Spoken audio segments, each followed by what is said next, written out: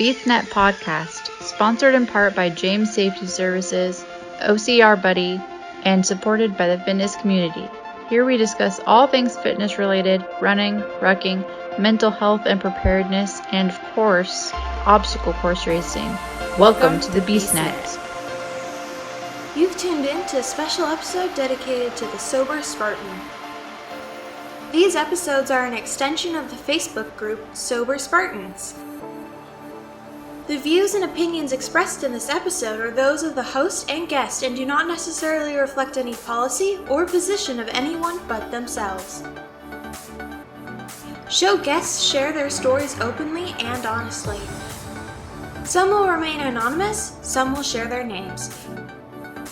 Please be respectful of the privacy of those who wish to remain anonymous. Hey everybody out there in BeastNet land. Today on the Sober Spartan special, we're talking with Melissa Jensen, who's about 5 years sober, and she's got a heck of a story behind her and a lot of story ahead of her. So Melissa, tell the listeners a little bit about yourself. Where should I begin? Begin at the start. What led you before you got sober? What was the catalyst that made you decide to go that way, and how has recovery improved your life? Okay, so that's a lot.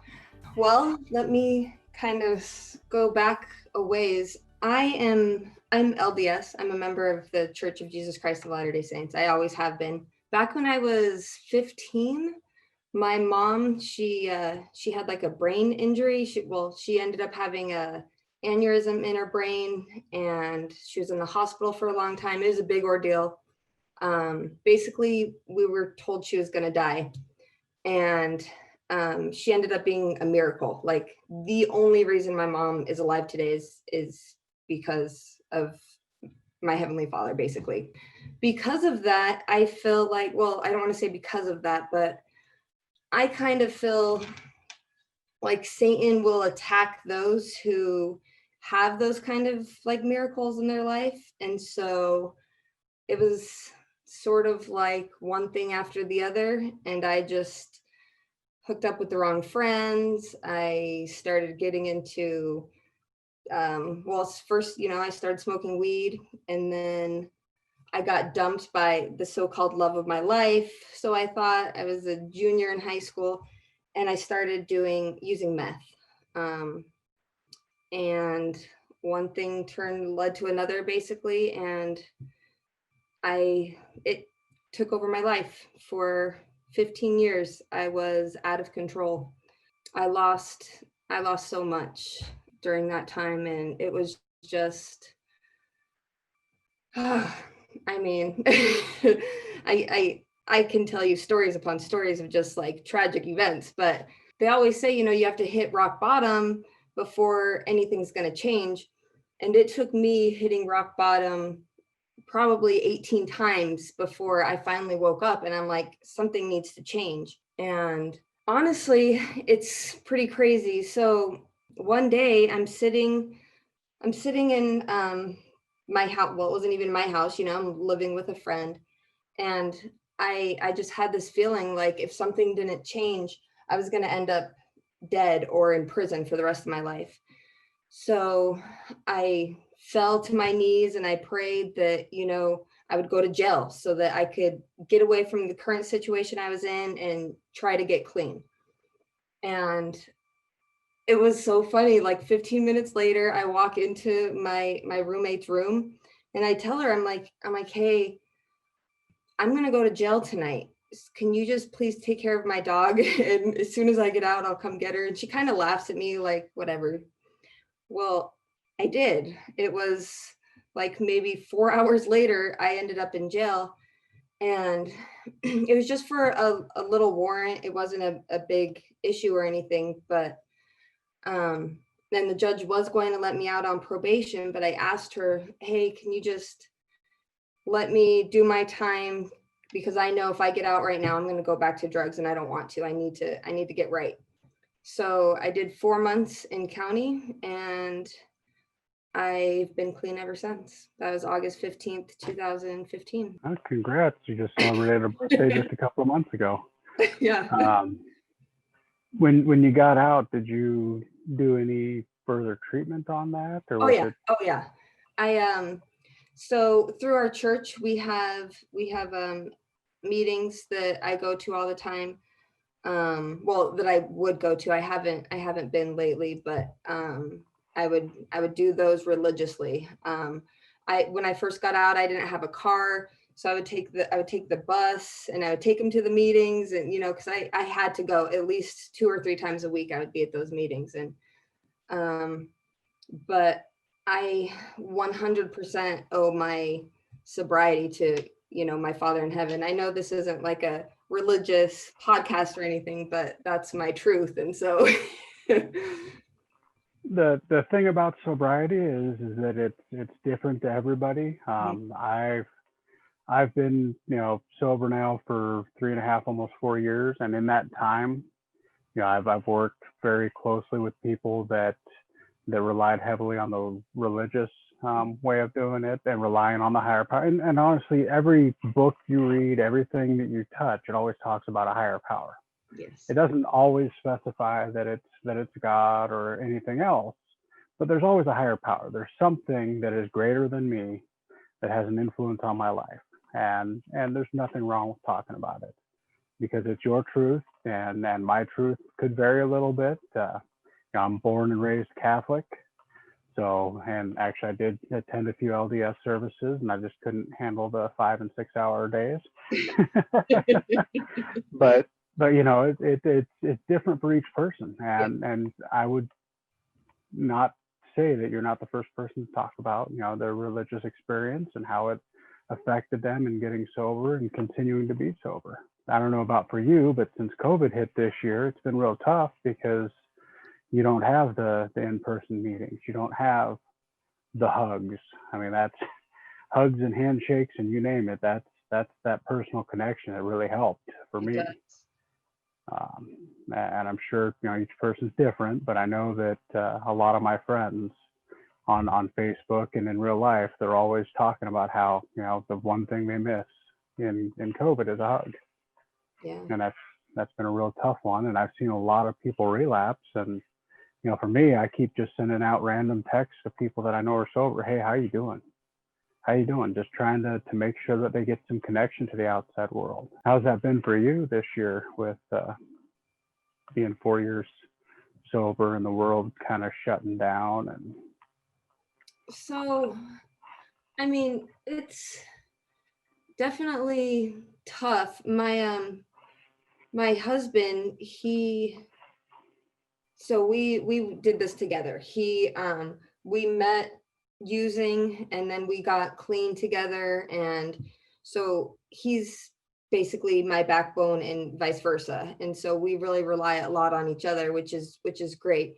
But also I have a very supportive family, which is more beneficial than anything else in the entire world. Like just having that support system there, that's really has been what's kept me sane, especially during COVID. so after 5 years of being sober, you're pretty strong in your sobriety. Next year, you're doing something weird. I know you're kind of laughing. I don't even know how I came across it, but I came across a GoFundMe for this gal that wants to run and try to do like a record number of obstacle course races in 1 year to raise awareness and sobriety. And I saw that immediately. I'm like, hey, I got to talk to this gal. How do I friend her? How do I contact her? And here you are. So what made you think about kind of doing that? So that has also been a huge part of what's helped me, is I'm now a health nut. So I have a very addictive personality. And so I just have channeled that addiction to healthier things. And so maybe 3.5, 4 years ago, I started going to the gym very regularly, just eating really healthy. My body's a temple. I need to take care of it. Of all those years of abusing my body, I needed to I needed to fix it basically. So I started, like I said, really going to the gym, doing all those things. And then I found a gym out here, Tough Mudder Boot Camp. And I had, of course, I've known about the obstacle course racing and all of those, but I had never done an obstacle course race before when I joined the gym. And that gym itself and the community changed my life.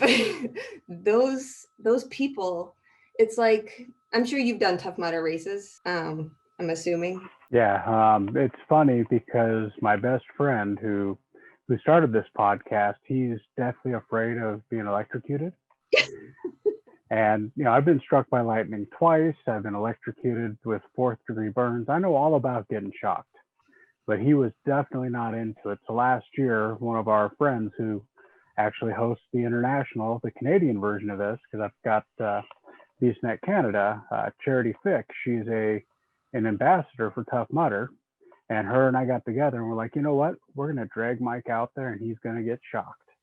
And so we finally last year got him out on the course. And of course, this year he was supposed to be his big redemption race where he wasn't afraid of anything, and it got canceled. But yes, Tough Mudder is just an awesome race. It's an awesome community. I loved getting out there and getting my shock on. There's actually a video of me dancing through the crawling version of the electroshock when we were down crawling underneath it. I sit up and I'm dancing, getting shocked left and right, and just having a great time. So that's really funny that you said that, because my husband is now traumatized. The first time, our first Tough Mudder, he's going through, well, he just ran through like it wasn't going to shock him. And I don't know what he was expecting, but he got nailed pretty good. Ended up kind of knocking him out, face planting in the mud. It was so good. He's kind of traumatized. But yeah, so once I joined that gym and we started doing the Tough Mudder races, I just I got this newfound love for not only the community, but just becoming the best version of myself. And like every obstacle that I conquered, I just fell in love more and more and more. And it's just like, I want to just continue to be the best me, beat me. That's like my motivation to whatever I did before. Now I have to beat it. I don't care if it's by 1 second or 5 seconds or finish an obstacle faster, whatever it is. That's my goal in life, is to be the best me, basically. And you're down in, if I remember correctly, which means that you have a lot more races that come through down there. Up here in Northwest, we don't have much. We have, next year we only even have one Spartan. Usually we have two Spartan races up here, but next year they combined it into one single trifecta at the end of the year. As where you're at, you've got access to a lot of the California, the Vegasona, the Laughlin. World's Toughest is back there next year in 2021, if I remember correctly. It was funny. Yancey was posting pictures from the last time he was down there, mile-an-hour crosswinds at World's Toughest.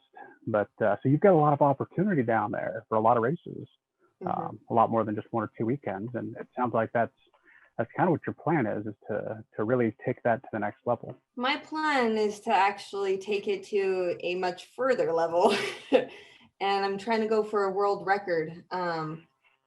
I've done a lot of research, and I found the only world record that I found is for Spartans in particular, and the guy did 23 trifectas.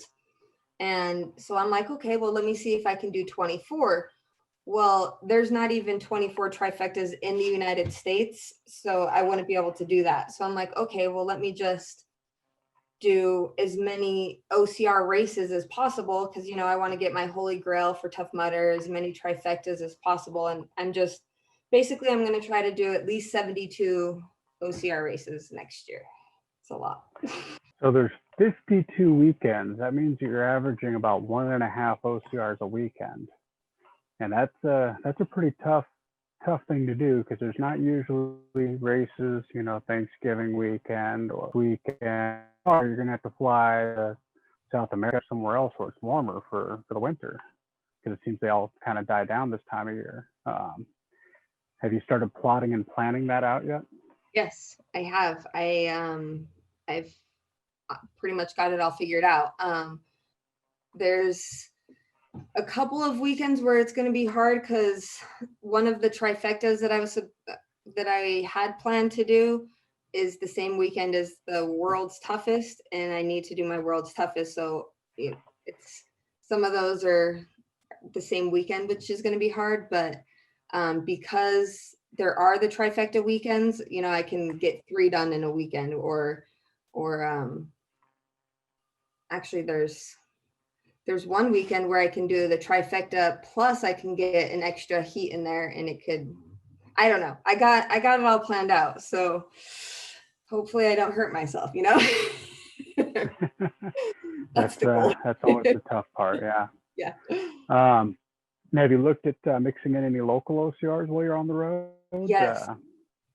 I've tried to find as many others as I can. I know there's, the world champion it's in September. I forget OCR World Championship.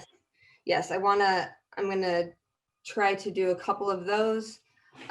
We in Las Vegas, we have the mud runs, and we have quite a few out here, so I can get those ones done really easily. We'll have to talk a little bit offline and see if you have any Eastern swings, because all throughout the Southeast, I've got a handful of race directors that would like to get you out on their courses, and I haven't reached out to my friends in the Northeast yet, but everybody I've talked to just loves the idea of you getting out there and raising awareness for sobriety. And I was talking about the Sober Spartans group. Amanda Keeley, who is the founder of it, we're like, man, we need to get her some jerseys to wear out there on the course or something, or at least get some of our gear on her. That's a great way to talk about it. Is if you're out there wearing a shirt talking about it, all of a sudden it becomes right there in the forefront when you get to the finish line, and you can just talk about it. So I don't know if that's kind of your plan, is to spread your story at each of the races and talk about it. That is exactly my plan. I feel like the more that people know that, there's others out there, I just want to help people. And I feel like sharing my story and doing all that I can, if I can just help one person, I'm doing my job. That's just the most fulfilling thing in the world, is helping that one person. That's all it takes. And if you can do that in each city, that's just even more amazing. Yes. So you started doing these races, you said, about 3 or 4 years ago, right? Yes. Mm-hmm. And you kind of became a bit of a health nut. Do you run elite when you're down there? Or do you run age group, or do you just run open? Or so I've never done a Spartan before. I've just done Tough Mudders. So so it's going to be interesting. But I plan to do age group. So you practiced your burpees? Lots and lots of burpees. I'm very skilled with my burpees. I'm also a very good rope climber, so. That's awesome. Yeah, that's one of the big differences between Spartan and Tough Mudder is that you have penalty burpees. And last year I actually saw on a few of the courses you had more penalty loops. In the past it was always just burpees. And then last year they added like quarter-mile loops where you had to go and do a bear crawl for a quarter mile rather than doing 30 burpees. So it'd be interesting to see what they come out with this next year. Yeah, I might be more intrigued to do the bear crawl though, just to be honest. Yeah, we was it last year we did a 5K plus where you did start out with 10 yards and 20 yards, 30 yards, and they're all just different animal movement walks. So you had like monkey swings, you had gorilla walk, you had iguana or lizard crawl, just all sorts of different fun ones. It was just basically an animal circus 5K. I love that. So tell us a little bit about you as a person. You said you kind of, you went through sobriety and did all that. What else do you do outside of Tough Mudder and racing? What do you do for fun? So my fun is working out. I became a personal trainer, so that's my life is pretty much working out and running. And yeah, I'm really boring now. I know I realized that my idea of a perfect evening is sitting on the couch. But I love hiking. I love outdoors. If I could hike a new mountain every week, that would be the most ideal situation ever. Um, but yeah, I'm just all about moving my body and staying healthy. So for people who want to help you get out there and do this crazy mission of yours, you've set up a GoFundMe. I kind of referenced that earlier. I'll link that in the remarks here. What did you want to kind of tell people about why they should help you in doing this and helping spread the word about living sober? I feel if addiction is a disease that, like, I feel when people say that, like, I don't know if they truly understand exactly what that means. Like, it's there has to be, how do I say this? Every person in this world is one way or another affected by addiction, whether it's, a family member, a friend of a friend, themselves, somebody is affected. And the causes of those addictions are so terrible that there needs to be more things out there for people to like I don't know how to say it without tearing up. There needs to be, sorry, an outlet for people. People need to know that there's help out there, that there's people that are like them, that there is people that care, and that there's more to life than drugs or alcohol or whatever the addiction is. There's so much more to this life and to this world, and I just want to help people know that and to understand, and I feel like I owe it to everyone to share my story, so that, like I said earlier, that I can at least just, if I could help one person, I would feel like I did a good job. But I'm sorry, I get very emotional when I talk about this. I've got a tissue right here. I just can't get it to you. You're a couple miles too far away. No, you're absolutely right. Some people are just kind of predisposed, or we have a gene inside us that makes us prone to be addicts, and unfortunately, it's just exponentially horrendous. And then, like you said, to get out there and first to become sober yourself, but now to be able to pass that on to somebody else, that is probably one of the greatest gifts that we have to give. Yes. Because if we can share our story and, like you said, help one person, that's another entire family. That could be a generation change for that family. A lot of times, addiction is generational. It comes down, in my case, my dad, my grandfather, my uncle. You look at most of my cousins, aunts, and uncles. It's just kind of part of the family. And for me to break that chain, and for me to get out and help other people break that cycle, break that chain, and it is so amazing when you get that feeling of doing it and knowing that you've helped one person. For you to get out and on 72 race courses, or however many you end up on, maybe call it 100, get crazy out there, but get out there and just talk to people. It is amazing to be able to do that. And eventually maybe my roadshow will get up and I'll be able to do something like that. But I'm just so glad that you're able to get out there and take a shot at this next year, and get out there and talk about it with everyone. the record holder. Is that Dragos who did it last year? Is that who you were?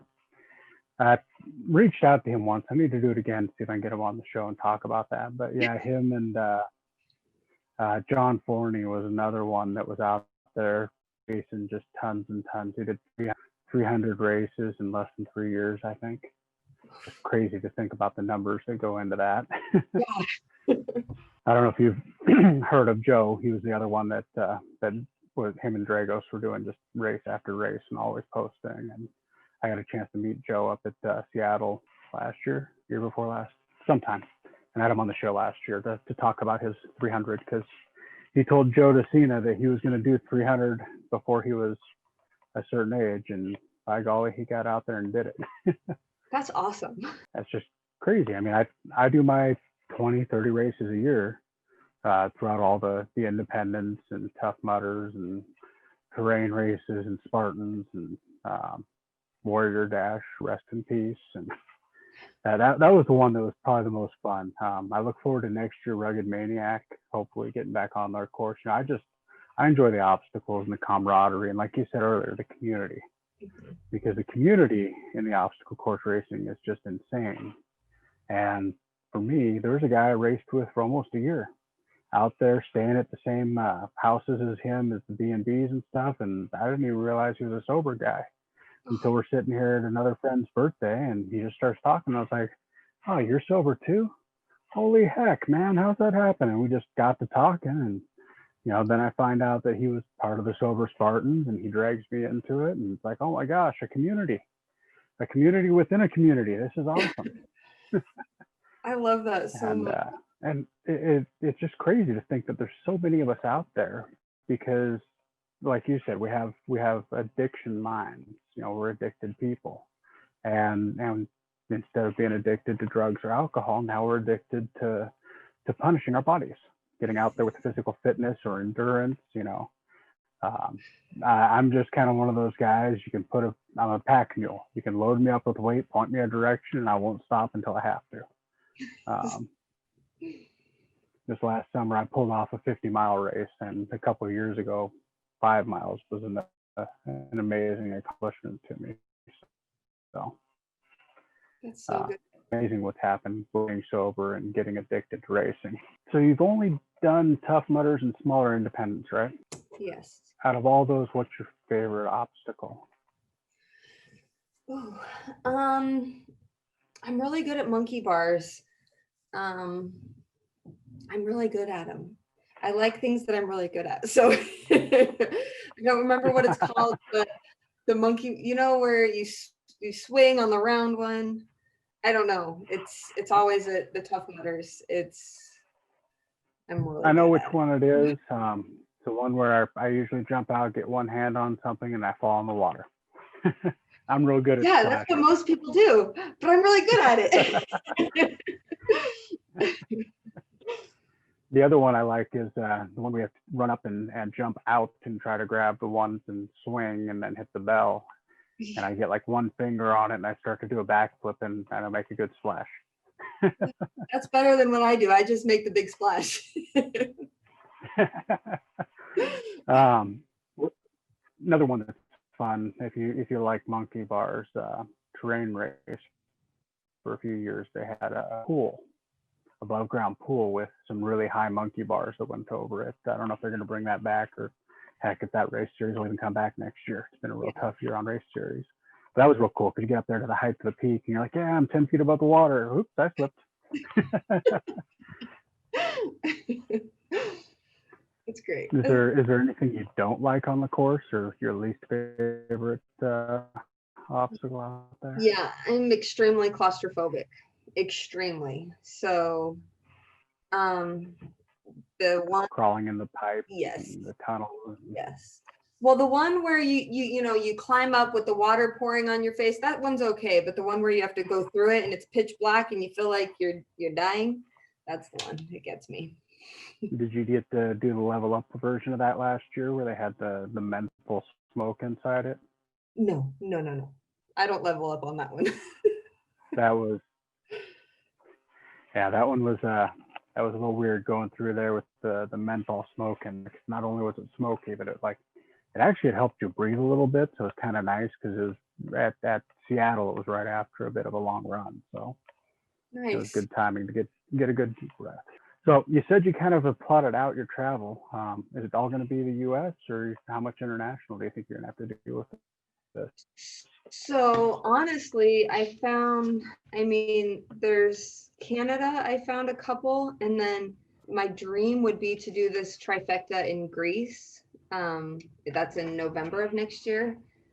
That's that's a dream. I don't know if I'll be able to make that happen. But those would be the only internationals that I do. The Greece one, uh, a couple of my friends, including that Sober buddy I was talking about, they got to go do that last year. And it was just, I think we actually talked to one or two of them on the show, and it was just amazing listening to it and seeing all the pictures and, the parade of nations, almost like it's the Olympics and everything. It was a huge event, and Spartan did such a great job with that. Yeah, it's something once. Hopefully next year, or if you have to do something local, and then do that one on a year when you're not jam packed so hard, where you can get out there and just enjoy it and maybe suffer in a gogi while you're there. Yes. I don't know if you've looked into any of the endurance stuff, but not only can you go out and run a race, you can also go out and do the endurance stuff, hurricane heat, the gogis, and just really beat the heck out of your body, and the feeling when you finish something like that is just amazing. But we're a very tight knit community. The BeastNet, Sober Spartans, BeastNet Canada, Local Motion, the 4 different podcasts that I run through here. The best thing about it is we can kind of do what we want. Mm-hmm. So we find a cause, or we find somebody we like. There's no going and asking a corporate sponsor if it's okay. I mean, our show sponsors a business, 2 businesses that Mike and I own. So since we're sponsoring ourselves, all we have to do is clear it with ourselves. That's the best. Yeah, it's funny. Somebody was asking me, well, can you do this? And I was like, is it illegal? No. Okay, then I guess I can do it. So you're in Vegas. You're going to be at the Vegasona race and the Lawson race next year? Yeah. Because I know that Pretty Mike will be at the Vegasona race, as he calls it, the one that's in Arizona, but they call it Vegas in February, March, whatever it is. And he's the long-haired hippie guy that's, if you look at the podcast pictures, there's a lot of pictures of him on there. But he's going to be running his first age group race there. Nice. He's lost just about 100 pounds this year. Oh, that is such an accomplishment. That's good. Yeah, he's, I think he was 6 pounds shy of 100 pounds that he's lost during COVID this year, just getting out there, running it every day. I had a run streak going with him for a while. I had to back off, but he kept going, and he's just still run streaking and losing weight every day. So it's amazing. What about you? What races are you going to be doing this year or next year? Sorry. So for 2021, I've got Seattle, Portland, Montana. Those are all paid for, registered, etc. Then I've got the Pennies for Quarters Run Amok up in Port Townsend, Washington, which is another one. If you happen to be up here at that time, they'd love to have you on course. The Adventure Soccer Mud and Muck. I try to focus a lot on the local races up here because we don't have a local race scene. So I just spent a lot of my time just pushing real hard and to growing that up here. Next year, we've got All Terrain Events is going to be putting on their first OCRs instead of just doing road and trail races. They're adding OCRs, so I want to work with them on getting that going. Taylor and Tasha Obermiller, and they a lot of time work their faith into their racing and their training too. They're real strong into their faith, so they're kind of cool to work with too. Nice. But no, for me, I've got a lot of races in the Northwest. I haven't booked them yet because I'm afraid of the whole international travel thing right now. But usually I've got 3 or 4 races up in British Columbia that I'll do also the Rugged Maniac terrain race. I want to do Spartan Whistler. That just to get up there and run up and down the Whistler course would just be amazing. And the culmination for 2021, and I need to get everybody on a conference Zoom and make us all handshake on it. But we're supposed to all get down to Dallas for the ultra. Nice. Myself, I'll probably just sign up for it and say, hey, I hope you guys are joining me. But that's kind of been the one that everyone has talked about now. Lisa Ann, who's been doing a lot of our hosting duties, myself, Pretty Mike, then our friends from the local area up here. They've all been, let's just do that race. That's our big race. And so I'm just going to register for it and hope they figure it out. Yeah. Cross your fingers and hope for the best. Yeah. Well, I mean, in ultra, that's 50K, 31 miles, 60 obstacles, potential for, I don't know, what is that, 240? That's gonna be more than 2,400 burpees. Yeah, there you go. Oh. This just made my body hurt.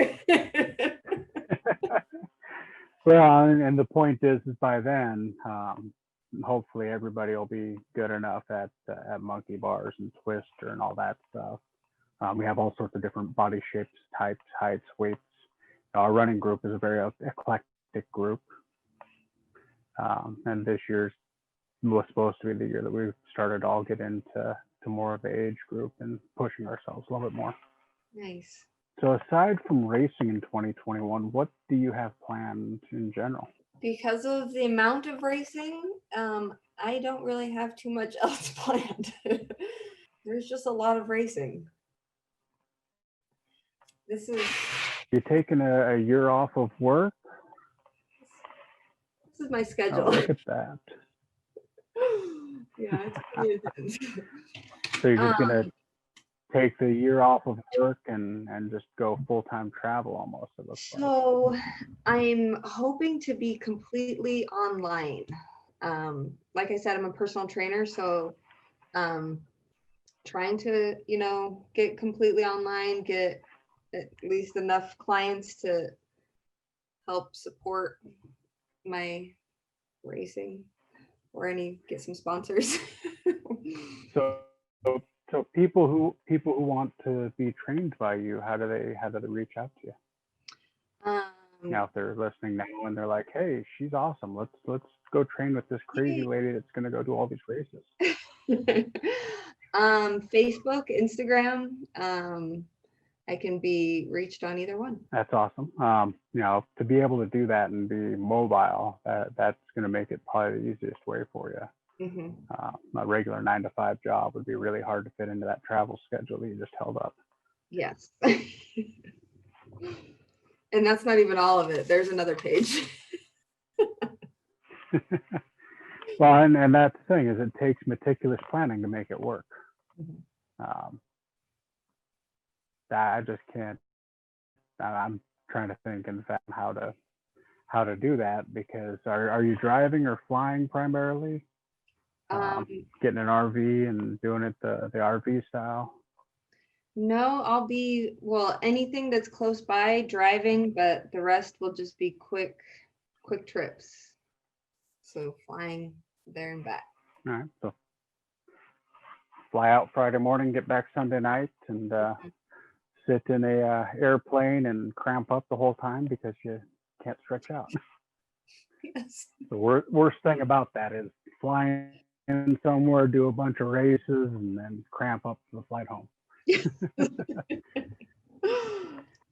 That's where those leg compression things really come in handy. Those are amazing. The socks, you're talking about the electronic beaters or the rollers or all of the above? Yes, all of the above. Yeah. Is there anything that you want to say to the listeners or to anybody out there that's listening that wants to learn about you or maybe needs to get sober or anything along those lines? Anybody who wants to get sober, there's always something I want to say.